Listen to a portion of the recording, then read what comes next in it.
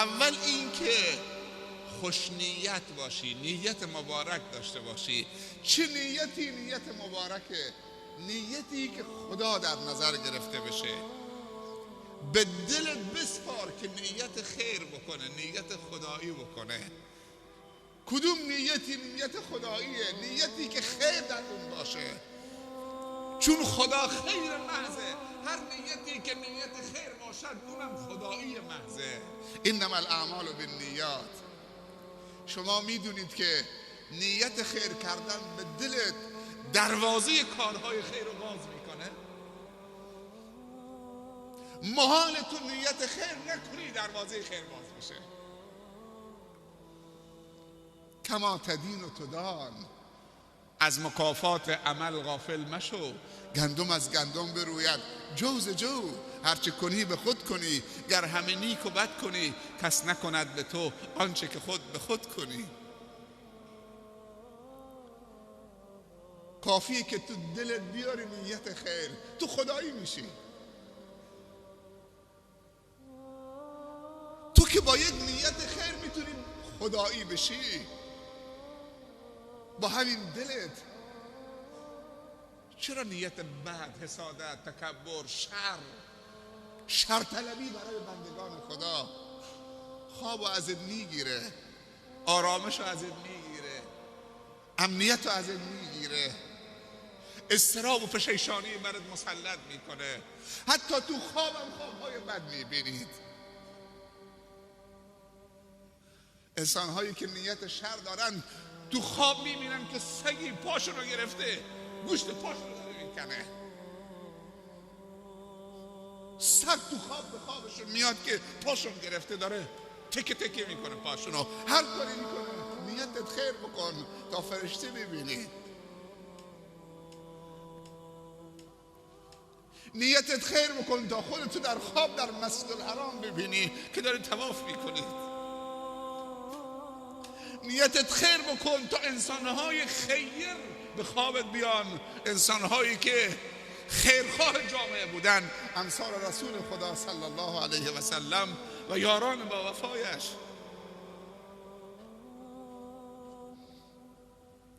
چرا نیت بد میکنی که همش کابوس ببینی؟ این دله، این دست خودته. از خدا بخواه خدایا در این دل من جز حب خودت و حب بندگان مخلصت کسی دیگر جا نده. جز حب کارهای خیر خدایا در این دل من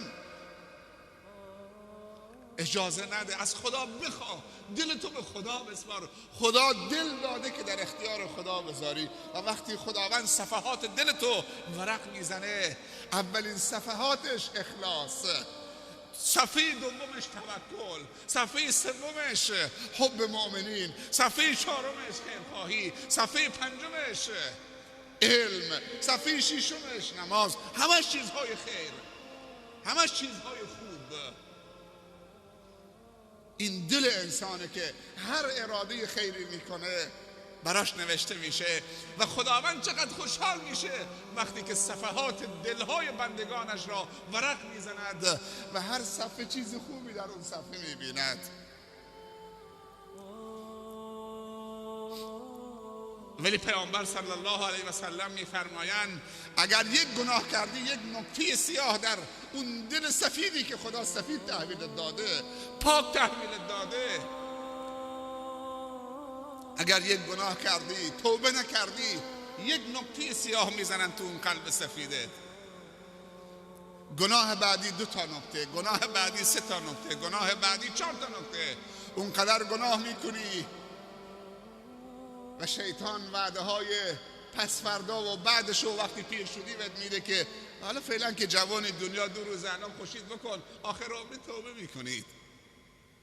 باور بکنید جوان هست پول داره، پیرمرد هست پول داره، 50 سالشه پول داره، 100 بار برش حج واجب شده، نمیره. میدونی چه بهش میگه؟ و خودش پررو شده که به دوستانش میگه اگه من حج رفتم هنوز زوده دیگه، نمیتونم گناه بکنم. سبحان الله. یعنی هنوزم میخوای گناه بکنی؟ کل دنیا گشته حج نمیتونه بره، 100 بارم برش حج واجب شده، میگه هنوز زوده، اگر رفتیم دیگه نمیتونیم شوخی بکنیم، دیگه نمیتونیم هر چی دلمون میخواد بکنیم، دیگه نمیتونیم گناه بکنیم، نمیتونیم. سبحان الله. یعنی انسان مسلمان برای معصیت خدا درست شده. این را بدانید کارهای خیر بزرگی که صورت گرفته از اینجا شروع شده. اول یک نیت خیر. علما میگن قدرت نیت خیر از کار خیر خودش بزرگتره. نیت خیر یعنی خدایی کردن کارها، و وقتی خدا را آوردی تو قضیه کارهای بزرگ کوچک میشه و میسر میشه و خود انسان باورش نمیشه که این انسان ضعیفه چطوری این کارهای بزرگ انجام داده. اینجا باید بگوید هذا من فضل ربی، این از فضل رب من است. مواظب نقطه های سیاه باشید که تو دلتون نقش نبنده. اگر نقش بست بلافاصله پاکش بکنید و تنها راه شستن گناه از دل توبه کردن است. استغفر الله، استغفر الله، استغفر الله العظیم من کل ذنب عظیم و اتوب الیه. برادرمون عبدالستار سماک چی خوندن؟ دلت را خانه من کن، دلت را خانه من کن. کی داره میگه؟ شما فکر میکنی این خانه خداست؟ همین ستون، این چوبا، این سنگ و گل و خشت خانه خداست؟ انما یعمر مساجد الله من آمن بالله. خانه خدا میدونه کجاست؟ دل بندگان خدا.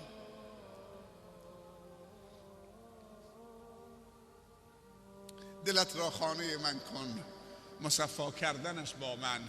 به من درد دل افشا کن اگه درد دل دارید.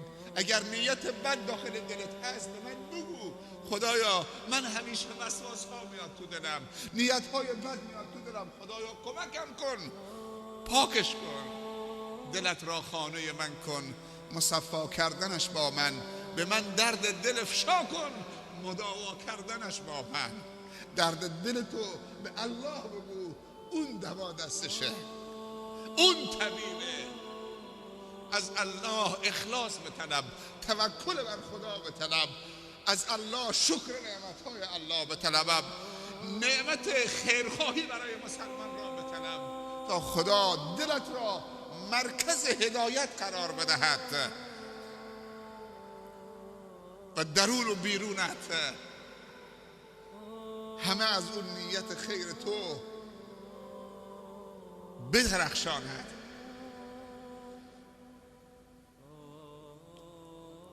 پیامبر عظیم الشأن اسلام رسول خدا صلی الله علیه و سلم می‌فرمایند الناس معادن کمعادن الذهب والفضه. میگه انسان‌ها هر کدومشون چون معدن‌های طلا و نقره هستند. یک انسان خوب هدایت شده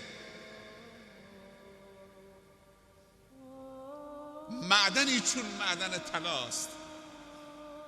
وقتی انسان هدایت می شود به صراط مستقیم به راه خدا، یک پارچه منشأ خیر می شود وجودش.